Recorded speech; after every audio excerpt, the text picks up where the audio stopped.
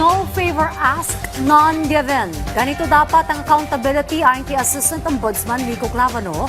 Kasunod ito ng kumpirmasyong pinagsusumiti na ng counter affidavit si dating House Speaker Martin Romualdez at iba pang mga respondents kaugnay sa investigasyon ng flood control scam. Yan ang ulat ni Rod Lagusan. Binigyang diin ni Pangulong Ferdinand R. Marcos Jr. sa kanyang ikalimang State of the Nation address na malapit nang maisampa ang mga kaso laban sa kanyang pinsan na si dating House Speaker Martin Romualdez kaugnay ng issue ng flood control projects. Anya, umabot na sa halos 25 bilyong pisong halaga ng pera at ari-arian ang nabawi at na-freeze mula sa mga akusado. Ayon kay Assistant Ombudsman Rico Clavano, ganito dapat ang accountability. Walang hinihinging pabor, walang ibinibigay na pabor. Ayon sa anti-graft body, pinahalaga nito ang mandato nito kasama na ang pagsunod sa ebidensya, saan man ito patungo kabilang na ang malalapit sa Pangulo mismo. Dagdag ni Clavano, magpapatuloy ang Office of the Ombudsman sa tungkulin nito na may katatagan, katarungan at walang kinikilingan, walang takot at walang pinapaboran hanggat ito ay inaatas ng ebidensya at ng batas. Una nang sinabi ni Ombudsman Jesus Crispin Remulla na malapit ng masampahan ng kaso si Romualdez. We're very close to filing the plunder charges, but we still have to cross the T's and dot some I's and probably put periods in sentences. Yun na lang, ganun kalapit na yan. Kinumpirma naman ng Office of the Ombudsman na pinagsusumite na ng counter affidavit ng kanilang preliminary investigation team si Romualdez at iba pang mga respondents. Ayon kay Clavano, may 15 araw mula sa pagkatanggap ng kautusan para makapagsumite ng counter affidavit. At kapag nakapagsumite na ang lahat, isusumite na ito para sa resolusyon na naturang reklamo.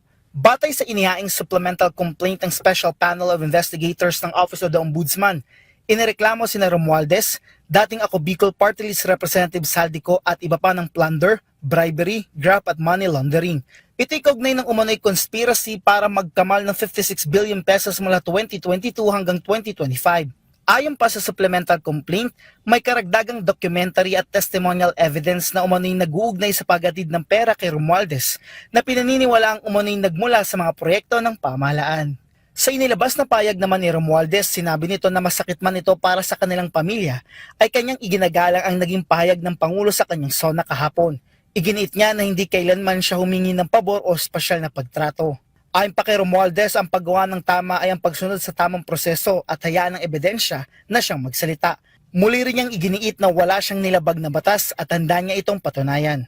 Samantala, ilang personalidad na ang nakakulong kaugnay ng flood control projects, kabilang sa mga kinasuhan, sina dating Senador Bong Revilla, kaugnay ng umano'y Ghost Flood Control Projects Bulacan, at si Senador Jingoy Estrada dahil sa umano'y issue ng flood control projects.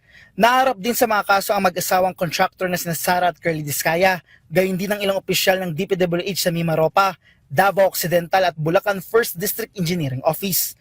Ilang araw bago ang SONA, nagsampa ang Office of the Ombudsman ng 14 na counts ng graft laban kay Uswag Ilonggo Party List Representative Jojo Ang Jr. Siya ang kauna-unang nakaupong kongresista na kinasuhan kaugnay ng umano'y irregularidad sa mga flood control projects.